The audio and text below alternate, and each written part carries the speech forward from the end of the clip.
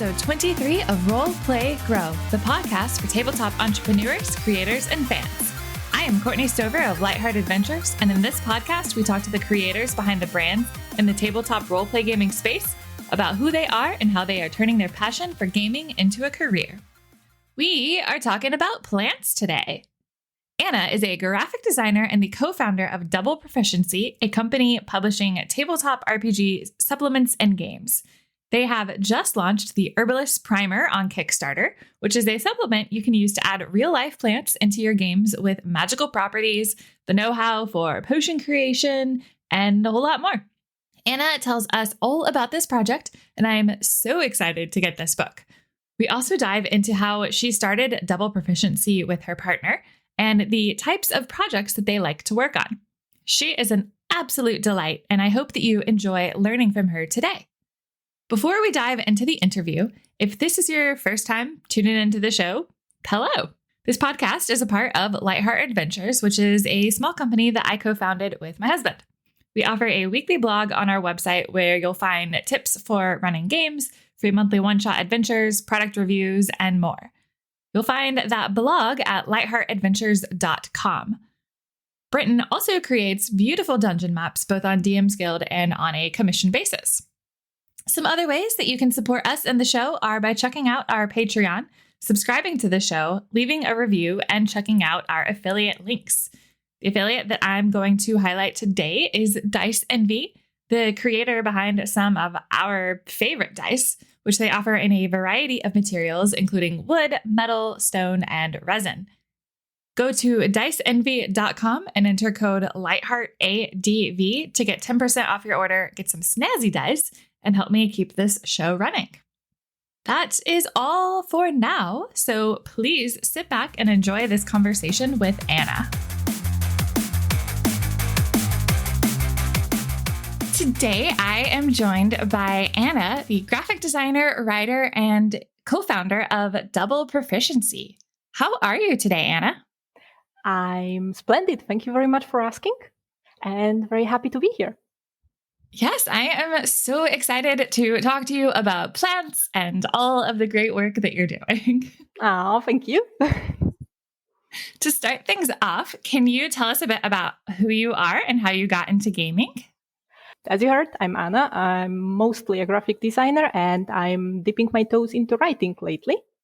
I've been playing RPGs for over 20 years now, which sounds weird when I say it, but that's the truth. And I started with, like most people, with D&D, and very quickly began to create my own content for it because I was playing a lot of homebrewed campaigns. And later, my friends got me into card games and board games and wargaming. And I ended up working as a graphic designer for a wargaming company, working in warlord games, making historical war games. And then I decided to go freelance and started working on my own, making cool stuff for other people. Okay. What games are you currently playing? I'm mostly playing Shadowrun because I'm a big fan of crunching the mechanics and playing with stuff that shouldn't be messed with, like game balance. So yes, it's mostly Shadowrun, but lately we're testing the systems that we wrote. We, meaning my partner and I. Jakub is great, and he's a co-founder of Double Proficiency. We're working together on multiple projects, and we're currently playtesting a couple games that we're working on. One is hard sci-fi, and the other is a fantasy game. So there's a lot of in-house playtesting and having fun. Yeah, it sounds like a really good variety. Yeah, we can never stop ourselves to just work on one project at the same time. So, keeping things interesting. For sure. You said you worked with a wargaming company? Yes, actually. I'm Polish and I moved to UK and I started working for a wargaming company, Warlord Games. They are mostly specializing in historical wargaming, especially Second World War. And I started there just packing miniatures into blisters and selling them to people. But I got quickly promoted to a graphic design studio and I became their main graphic designer after a year or two. So that was fun. mostly making books. That's cool. Yeah. So was that your very first introduction to graphic design, or had you done a little bit before that?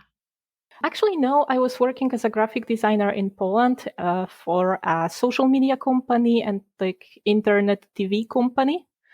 So there was a lot of marketing side to that job, which wasn't my favorite. I understand the purpose of marketing, but it always eludes me. Well, the love of it just didn't grow in me. So I always prefer to create content than just market it.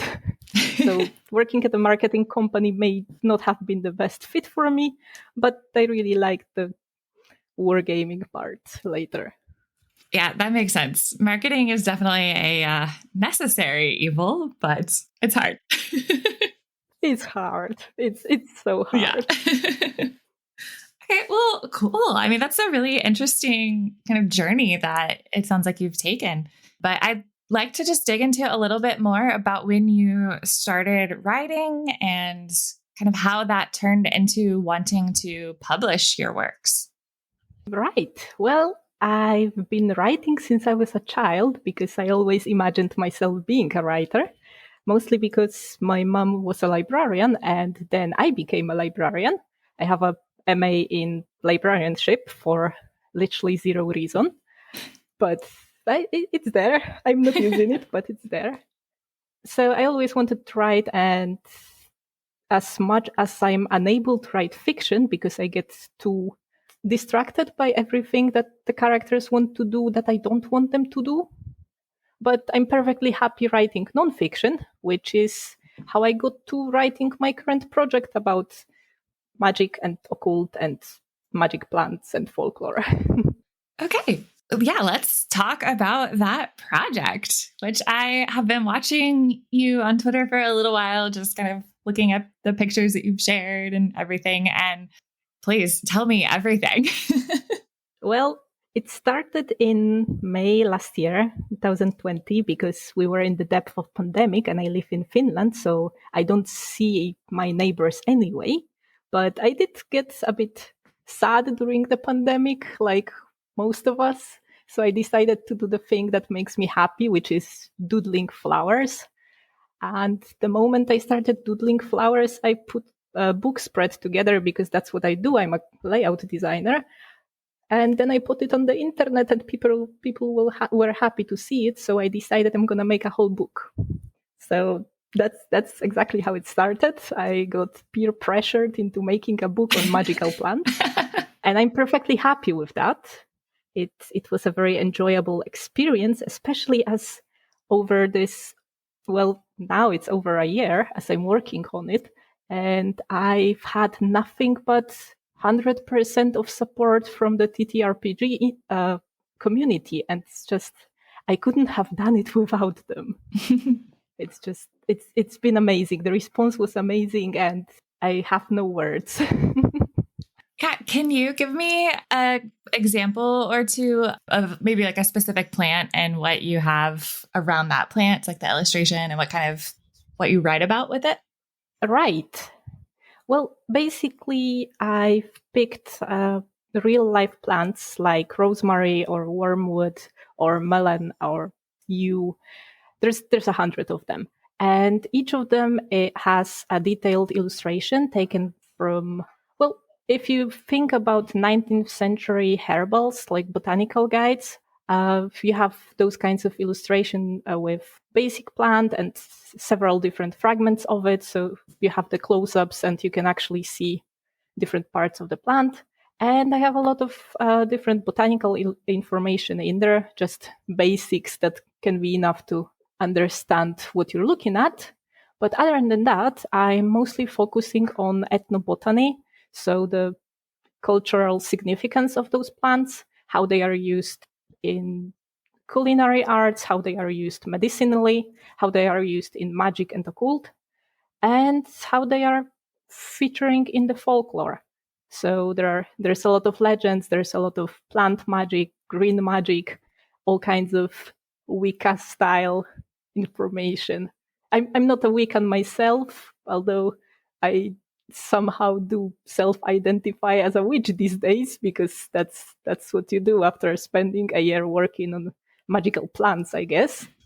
Caught me by surprise, I'm not gonna lie. I went into it considering the occult something of a theoretical thing for myself, and realized I actually like it. So we'll see where we will end up. Yeah. Do you have a favorite folklore or legend that you have in the book? I think my favorite, it's a plant that's, I'm writing about it as a real plant, although it's mostly a folklorish plant. There's a real world equivalent of it. It's called, in Polish, it's called rozryw, but it's called raskownicze in different languages like Bulgarian, Serbian, and so on, because it's a Slavic folklore plant. It looks kind of like a clover. It's a magical plant that is capable of ripping apart iron. But the interesting part about it is that you can never find it unless you actually know what you're looking for, because it's in some kind of a quantum superposition state that unless you know exactly what you're looking for, it doesn't exist. But if you know what you're looking for and you find it, it's a magical plant that allows you to find any kind of a treasure, especially treasure that is buried. If you raise it above the land, it will actually rip open the land, the ground, and it will uncover whatever buried treasure is there. And one of the coolest part of the legend is that you can, if you don't know how to find it, you basically should find some kind of an underground animal, like a hedgehog or a mole, find where it has its nest or a burrow, and then build a fence around that nest. And when the animal comes home and sees that it cannot get inside and cannot reach their own home, it will go on a quest to find that plant, because the animals know what the plant is, and it's going to bring it back, and then you can take it from the hedgehog. Which is absolutely ridiculous, but that's how folklore works. It's really fun. Yes. I personally wouldn't want to mess with a hedgehog that went on a quest to get a magic herb. But, I don't like risk personally. Yeah, I bet they would fight you for that. I think they would. Knowing the hedgehog that lives in our garden, they would probably make some kettle sounds at me, because that's what hedgehogs do when they're angry. Yeah, that's really cool. What kind of ways are you envisioning that players or game masters would be able to use this primer in their games? Well, first of all, the book starts with some kind of a botanical primer, which delivers the information that players or GMs may want to have to even play a botanist or pretend to be one, because obviously I'm not expecting anybody to have any kind of botanical knowledge to pretend to be a herbalist, because, come on. Let's not pretend it's absolutely necessary to live. But other than that, each of the entries includes small snippets of quest guides, quest ideas and adventure prompts. For example, when I'm talking about I'm talking about how it is used by necromancers in a lot of resurrection and raising the dead rituals. And, for example, how often the wood is used specifically for creation of artifacts and tools used in this kind of necromantic magic. So in every of the 100 entries, you have bits and pieces that can create an adventure on its own. But other than that, we also have literally a chapter with 40 adventure seeds. Yes, we called it adventure seeds because puns are life.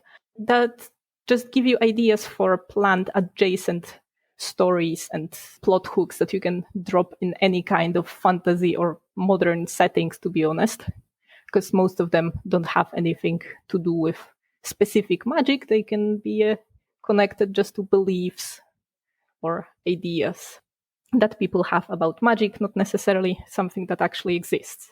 We also have a pile of useful tables that allow players or GMs to quickly pick medicinal herbs for specific ailments. And we have a bunch of recipes for example, for elixir of invisibility. So it's easy to take and drop in the game and have the players search for whatever magic herbs they're going to need to collect it and make it. That sounds so cool. I'm so excited for this book. Thank you. There's a lot in it. It's not yet fully written, but I'm getting very close. It will be done within the next month, so I'm super excited. Oh, we also have plant generation tables. So you can roll on a bunch of random tables and create yourself some custom magical plants, including their magical and botanical and culinary properties. So that's probably going to be helpful. And we also have an index by location, because I did ask people what they're mostly in need of when they're trying to put plants in their games. So we're going to have plants organized by location and by biomes. So if you're in need of some Arctic mountainous plants, it's going to be there in the table. Just pick one. Oh yeah, that does sound really useful. Yes, thank you. I got this idea from the internet. That's a good source for like, all right, what do you want to see? That's great. Yes, I did ask people a lot over this year what would be the most useful for them, and I tried to use all of those useful suggestions, because why not? Let's give people what they need. Mm-hmm. That really leads me to my next question. I would like to hear about your process. So I know you mentioned that you started with drawing illustrations and, as you said, got peer pressured into making a whole book about it. But once you decided that, okay, yes, I'm going to turn this into a book, what did you do next? And what have you, like, how has that whole process gone over the last year? Well, the next step was definitely coming up with the list of plants that I wanted to include, which was a bit of a complex thing, and it changed a lot over this year, because I started with the idea that I'm going to have 20 toxic plants, 20 plants that are medicinal. But then I started delving more into the subject, and I learned that basically everything I'm going to put in there is going to have some kind of a medicinal use, except for maybe 3 plants of that 100. And most of it is going to be toxic, because that's how plants work. You need to know the proper dosage, and that's why we don't really use them as medicine these days, because most of it is toxic if you take it in a wrong dose. So in the end, I compiled a list of 100 of plants that are featured heavily in both in the modern occult, but also in the history of medicine. They are anything from small ferns to resinous trees like frankincense, for example, which is obviously nobody uses the whole giant tree, but we only use the resin as an incense, and we've been using it for millennia. So most of the plants that are in this book are this kind of plants, something that has been used since the Egyptians or the Greeks or the Romans. Obviously, not everything is from the Mediterranean area, because I was trying to get something from each continent. Sadly, no Antarctic, because sadly no proper plants in Antarctic, but I tried. Although I admit I did resign from plants that are considered very sacred, like peyote and cannabis in many places. So I stayed with the occult and tried not to delve too deeply into religion, because those are not my stories to tell. I can tell a lot about Slavic folklore or Greco-Roman folklore, but some stories are just not mine. Yeah, that makes sense. And I agree that like helps with being respectful of their cultures. Yeah, exactly. That was a big balancing act, to be honest, with this book, because obviously people are interested in stuff that is not from Europe, but I'm European, and those are my stomping grounds, and this is my culture, and I would be delighted to work with some designers from different places in the world that would like to talk about their folklore, but that's for them to write. I can illustrate. Mm-hmm. So that would be awesome, and maybe I will someday, but that's what I can deliver. That'll be the expansion book. That would be great. So yes, after picking those 100 of plants, I realized that I don't really have systematic knowledge about botany because I'm not a botanist. So I drafted a chapter, which is the lore primer, about basics of botany and the basics of herbal magic and basics of herbalism. So how to name the plants that you're actually trying to collect and how to prepare them for different kinds of salves and ointments and teas and whatever else you need. And then I started putting together a list of recipes and realized that with so many toxic plants, I should probably have a chapter on toxins and antidotes. So I put that. And I added some gardening advice, just in case somebody wants to pretend that they have a garden in the game. And on top of that, there's obviously a giant pile of appendices, because what's a good book without an index and a bunch of tables?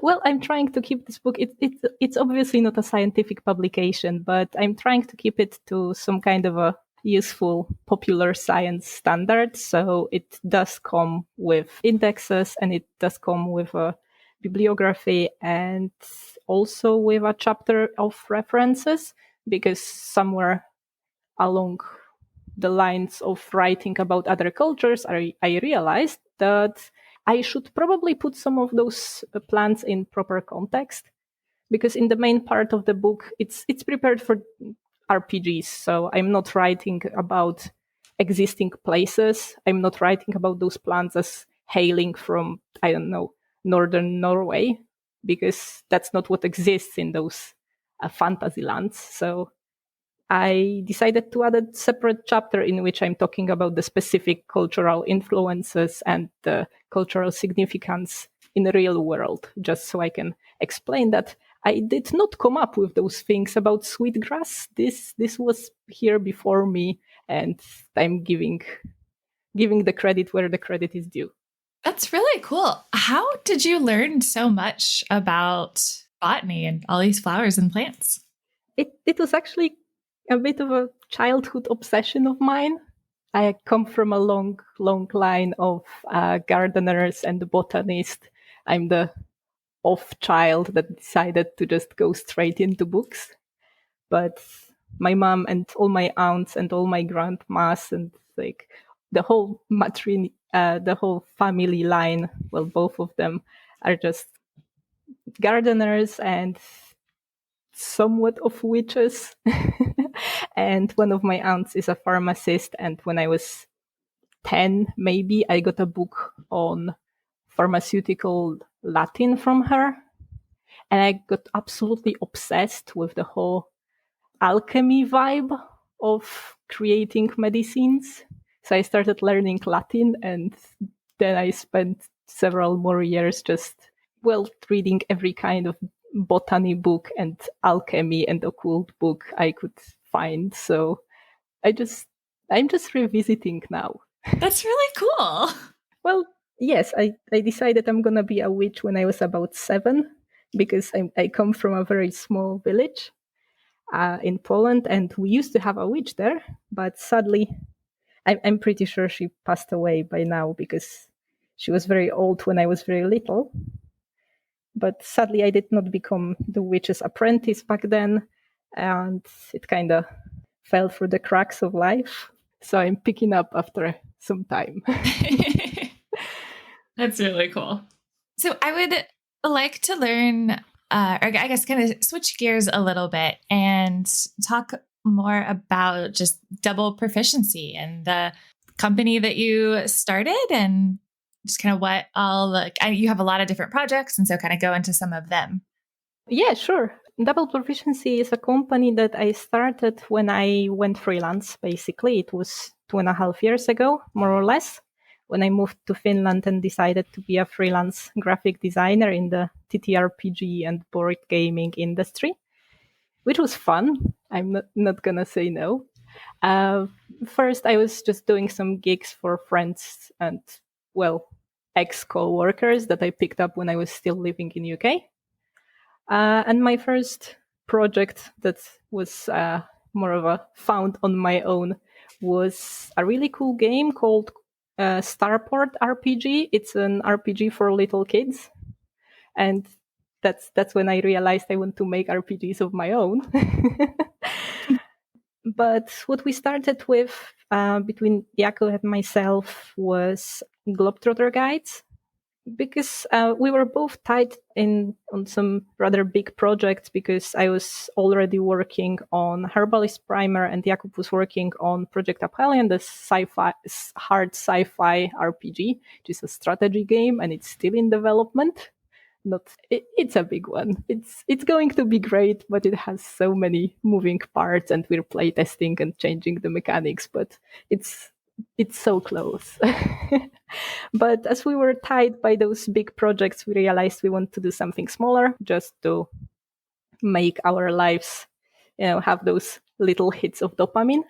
So we started creating Globetrotters Guides to Greenery, which are our small zine-sized booklets on different kinds of environments and biomes with plants and animals that live in there and environmental hazards and everything. Basically everything that you need to run a game in a specific biome, like freshwater marshes or deserts or mountains or Arctic tundra. Just take it and you get sensory descriptions, you get ideas for adventures, you get some vistas that you can just take and describe to the players so they can feel they're in there. So yeah, that was the first thing we did, and we might make it into a book at some point when we have more of them. I think we have 5 now. And then we came up with Wayfarer's decks, which are a pretty cool illustrated decks with encounters and vistas and puzzles and mysteries.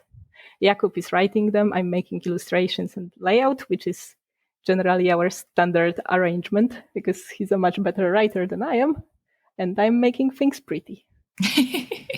So yeah, we have 9 decks. They started as also biome type, like Arctic deck and mountains and deserts, but now we're reaching more into genres. So we have a gothic horror, and we have one with a surreal carnival and some airship travels. So they're fun. Yeah, I'm curious because I know you've got them as cards in a deck. So what was the decision to make that into a deck rather than just a large document or PDF or book?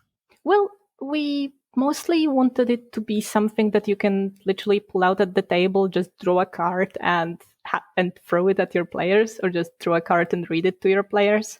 It has the fun of being a random encounter, but it also has the tactile element.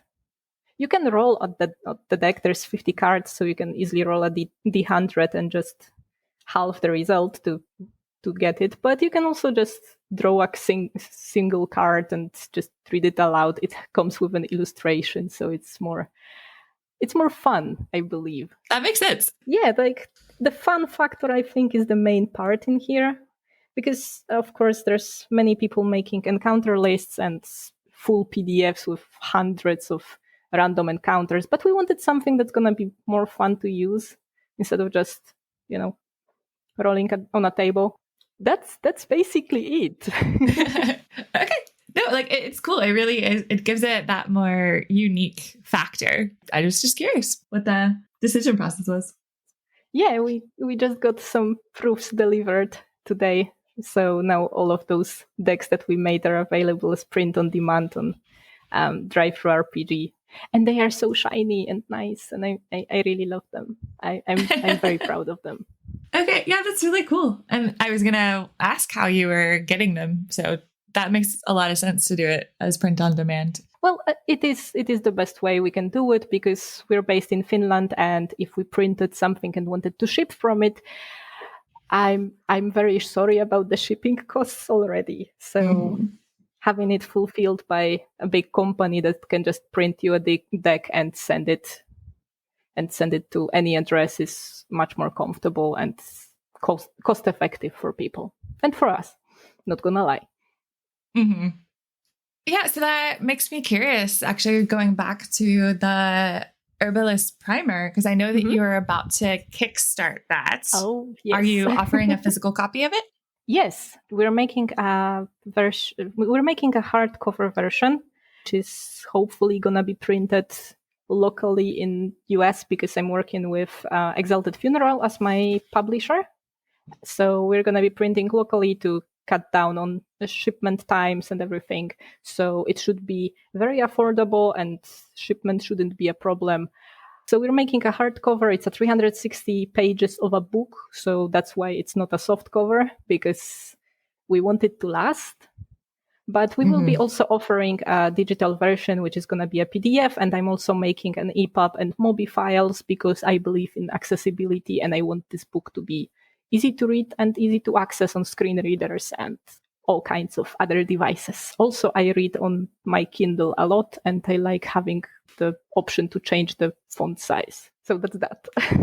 Yeah, I'm a big Kindle reader too. So that's really cool. I just love reading in bed and it's better. It's better on a Kindle than it is with a hardback, but I understand. And I also want to have a hardback copy of this book because it's going to be beautiful. Yeah. The previews of the art, I'm excited. It really will be. Well, thank you.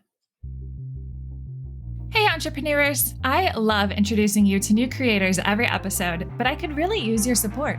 I would love to invite you to join our Patreon page, where you'll gain access to behind-the-scenes content, add your questions to upcoming interviews, and you could even receive a shout out on our site in an upcoming episode. To learn more, go to lightheartadventures.com/RPG. And now back to the show. I would love to just learn a bit about the Kickstarter journey so far, kind of what went into the decision to do it on Kickstarter and what you've been having to kind of figure out along the way. Right. Just like I said that I decided to make the book because people liked it. That's about the moment where I wrote to Matt from Exalted Funeral, whom I already knew because I'm working for them sometimes as a layout artist and a graphic designer. So that's my insider knowledge and my way to get through the door. So I wrote to Matt basically on the same day when I made that post and it kind of blew up. So I had 2 pages of a book done by the time I was writing to Exalted Funeral about, hey, do you want to kickstart my book? It's nowhere near there, but would you like to? And he said yes. That was May last year. That was fun. And since then I was working on a book and we picked up on the topic of Kickstarter about 2 months ago when I had 70% of the book done. And we're waiting for Kickstarter to give us a green light, and we got a green light. So now I have the campaign page ready and we're just figuring out the last financial details. So sadly, I can't tell you too much about the technicals of running a Kickstarter because I have Exalted Funeral run it for me, which is very fortuitous because me and financials are kinda... I'm an artist. Yeah. I can deal with house budget, but the financials of running a big Kickstarter is kind of outside of my range. Thankfully, it's just a book. We will be offering some stretch goals, but it's not about to blow up in our faces with a pile of things that we will be unable to fulfill in time. We're keeping it smart and contained, I hope. We just want to definitely deliver on what we're promising. And I think you'll like it. Yeah, I think that's really smart. Like, I look at a lot of Kickstarters that just, it's good. They do really well. They're really successful. They get funded and they just keep adding more and more stretch goals. And it's like, at first it's cool, but I feel like it gets to a point where if it's too complicated, it's hard to deliver. It's hard to even just keep up with everything that's happening. So I like when... Definitely. yeah, when like there's a project and like this is what we're doing, maybe there's a couple stretch goals, but like mostly just no, I'm excited about the original product, not necessarily a plethora of stretch goals. Yes, the first stretch goal that we came up with was basically let's pay our editors more.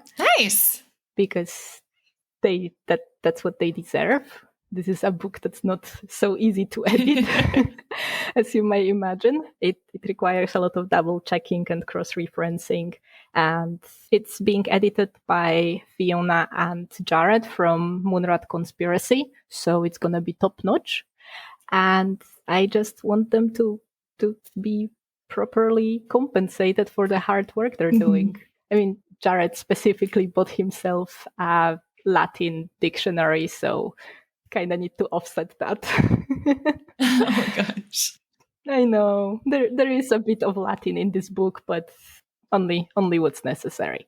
Not that much. Yeah, now I'm thinking about having to spell check Latin. And I did take a few years of Latin in school. Oh, did you? That's even cool. Still, I did, yes. I was much younger, but kind of in America, we call it middle school, high school. I'm not sure what that school is called, but kind of the same. Yeah. That is a really great stretch goal. I love so much when it's, we want, like, our stretch goal is to pay our team more. Perfect. Please do.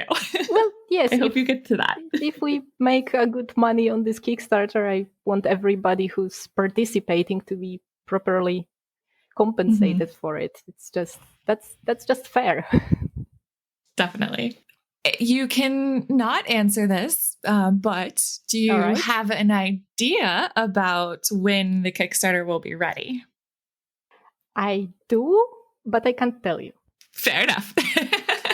I had to ask. I just had to ask. Yes. It's mostly just we're trying to keep it. We're not announcing the date yet, just in case something gets changed, and we don't want anybody to be disappointed as a start to a Kickstarter. So as soon as I can, I'm gonna tell it to everybody, and I'm gonna shout it from the rooftops. You might be absolutely sure of that. I'm gonna make a celebratory graphic for it because I can. But at the moment, just in case something changes, I can't announce anything. Yeah, that makes a lot of sense. Okay, so going back to some of the other projects that you have been working on with Double Proficiency, you mentioned that is it project? I don't know how to pronounce this, but Aphelion. Aphelion. Okay, it's Aphelion, like the astronomical term. Okay, where the star is at the highest, and something is at the highest point from a different point on an ellipsis. So it's Aphelion. Yeah. Okay, gotcha. So I know that that's in progress, but what can you tell me about that game? All right. It's a strategy RPG. So it basically introduces 3 different layers of play. You can play this as a standard RPG experience as a crew of some kind of a mercenary ship or just some traders floating through the solar system and having standard enjoyment of being a motley band of adventurers. Or you can play it at a fleet level, in which case you have a fleet of spaceships and you get to have all kinds of trade and mercantile and politic machinations. Or you can play it completely on a strategy level, in which case it becomes the kind of a 4X strategy game, which is mostly a video game term. But basically you can create your own corporation or a government or just run a whole planet if you want, and interact with completely different corporations and all kinds of institutions on this highly strategic political level, and have a lot of fun. And the game is highly algorithmic. Like, we have algorithms written for the game to kind of run itself. I actually playtested it as a solo game when I was finishing up a campaign of Shadowrun that kind of fizzled out, and I wasn't done with my character because this is who I am. If I don't get to play my character until I'm bored with them, I'm gonna play a solo game with them. So So I playtested the Aphelion mechanics as a solo game in Shadowrun, and they worked perfectly, and I played a very long campaign having fun with myself. So it's mostly an engine that allows you to do a bunch of different things. We are kind of wrapping it into mostly a strategy and exploration game throughout the solar system, but the engine itself is going to lend itself to playing as a solo game or as a standard game with a GM, or even as a game where you have a party without any game master, because there are algorithms in place that are going to let the game balance itself and provide you with all kinds of opposition and challenges on its own. What was the inspiration for developing this? I'm pretty sure it was Jakub's obsession with XCOM games. Okay. Yes, that's probably that. With games like XCOM, because a big part of Project Aphelion is tactical combat. You don't have to do it. The game is absolutely modular, and if you want to resolve combat in one roll, you can. But if you want to, you can zoom in with the mechanics and actually play out every single battle turn with declarations and using action cards and having all kinds of XCOM type tactical combat experience. But if you don't want to, you can play it as Stellaris or Civilization game. Just a tabletop RPG. That's kind of like a computer game. That sounds really cool. And I'm sitting here thinking about, I think my brother would be really fascinated by this game too. But so how long have y'all been working on developing this? Well, Jakub started working on it before we even met, so it's going to be a bit of over 3 years. I think so. Sometime about 3 years. Actually, that is kind of how we met, because we started playing Shadowrun together over the internet, and then he said that he's working on a strategy RPG, and I was like, do you need an editor? And he did need an editor. So after editing a game, I decided to move to Finland. Yes. That's really cool. The game was fun, and the author was even better. That's awesome. That's how it happened. Okay, that is a pretty great meeting story, not gonna lie. It was a meet cute over proofreading, yes. I'm sorry, that's really cute. Okay, so I want to ask a question that I like to ask in every interview, but when you look back over everything, and you can choose to answer this about the Herbalist primer and this creation process, or about just starting Double Proficiency and working together with him. But when you just look back over the last couple of years, what would you say has been the most challenging part? Marketing. Like, this is, I know we already talked about it, but it's probably what's the hardest part for most creators, because creating is fun. Creating, even if it isn't easy, then it's something that you feel compelled to do. It's something that brings you joy. It's something that makes you happy. The problem is, if you want the thing that you created to actually reach people, to have some kind of audience, and let's be honest, we do, you just can't do it without aggressively promoting yourself, without putting a lot of effort into marketing. I was actually running the numbers on that for our company, and believe me, if I talk about my projects every day, if I post links on Twitter to stuff that we already released, those things will sell. If I don't mention them, nobody will find them. I have some kind of reasonable following on Twitter now, but if I don't specifically tell people to go and check the things we made and have fun with them, and this is how you can use them in your games, this is how they can solve the problems you have, this is how you can enjoy it, people will not go and will not find it, because there's a lot of creators, and while there is a lot of customers, most of those customers are also creators in these days, because that's how indie RPG work. And unless they specifically get told to check out something, they will not, because there's just too many things. And if you don't put that effort into marketing, stuff is just not going to reach anybody. So that's what I would That's what I would be happy to know a couple years ago. But well, now I know. Yeah, it's hard when you just want to spend the time making the things that you love and you don't want to have to push them. I know, because it feels dirty. It shouldn't, but it kind of sometimes feels dirty that you're trying to sell yourself something that you poured your soul into, and you feel weird about telling other people about it and telling other people to go check it out, spend your money. Please buy my book. It feels weird, but it's absolutely necessary because that's how you reach people. Right. I feel like I try to envision it as just I'm talking to my friends. I'm telling them about this thing that I'm excited about. Because I guess like when you sit and think about, if there's a restaurant that's like new that you went to and you really liked it, or you went and saw like a really good movie or something, and you talk about it and you're really excited about it and you want to share it with your friends. Like we never feel weird about that. But when it's something that we create, oh yes, it's different. It shouldn't be, but it is. That's how we can help each other so much. Like I am so grateful to people who are retweeting my tweets, because that makes me feel like I did something that other people like, and I don't have to talk into the void about the things I made. And that's how we can support our fellow creators, by talking about their things, sharing them, retweeting them, promoting them, because self-promotion is hard and it's just tiring.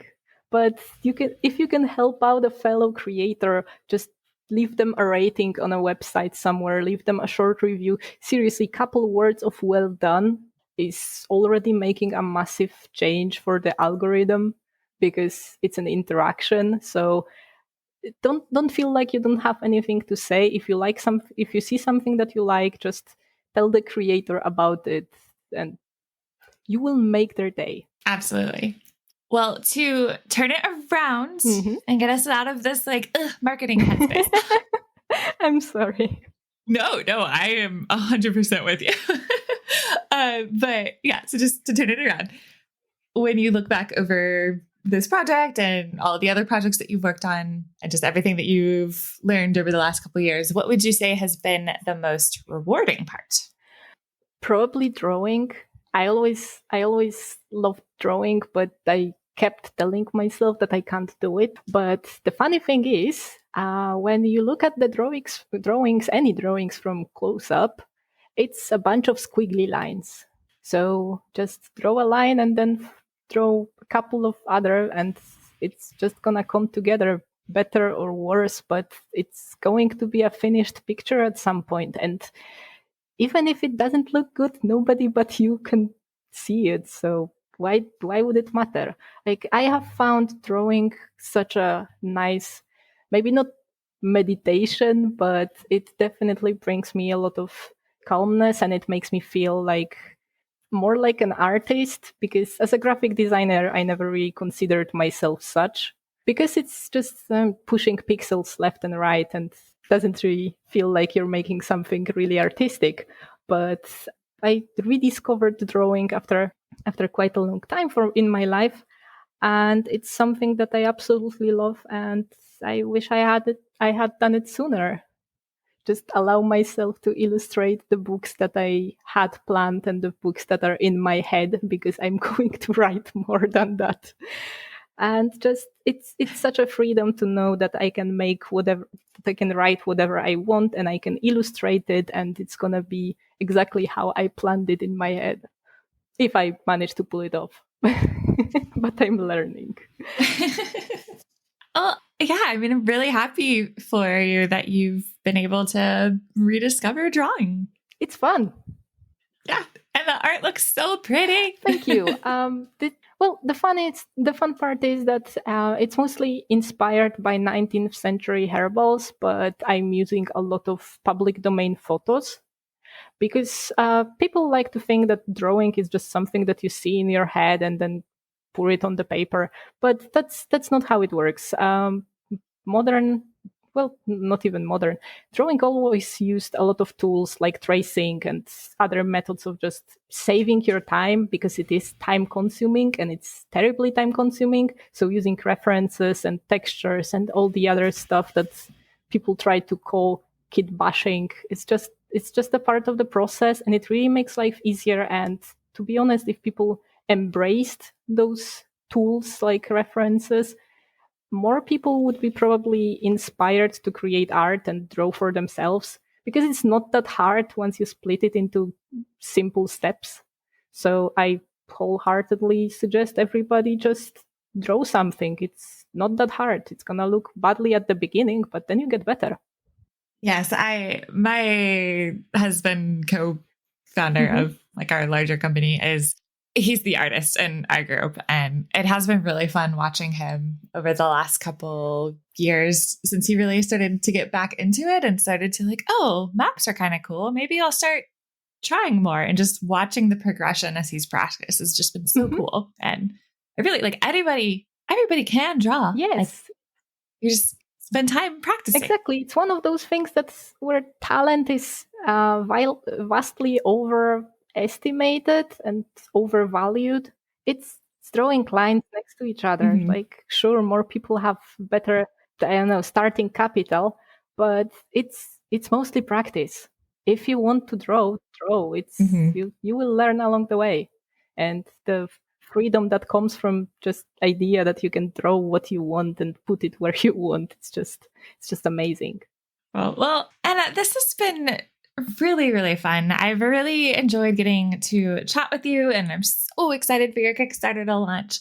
But for people that want to find the Kickstarter and find you, where can they find you? It's probably easiest to find me on Twitter under 2x Proficiency, because Double Proficiency is way too long for Twitter, or on our website, which is doubleproficiency.com, which is easier to type. So anywhere you find me there, that's me, Anna. It's not that hard.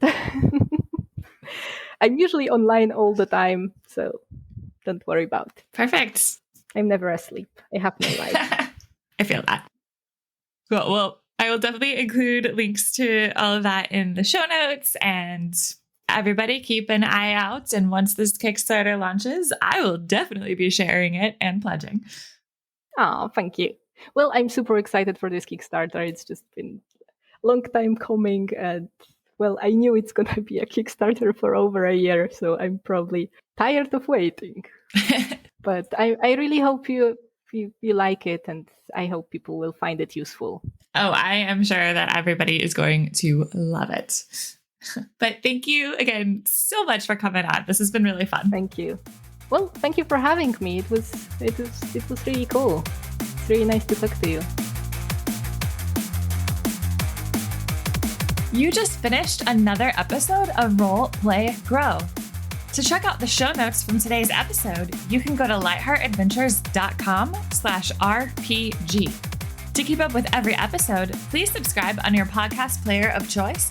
And if you're enjoying the show, I would absolutely love if you would leave me a review and share this episode with your friends. Your review might even get featured on an upcoming episode. To follow me on Twitter, you can either find me at lightheartadv for our business account, or at KetraWCR for tweets on gaming, my dog Bowser, and other random shenanigans. You can also find us as Lightheart Adventures on both Instagram and Patreon. Thank you so much for listening, and I'll see you next time on Roll, Play, Grow.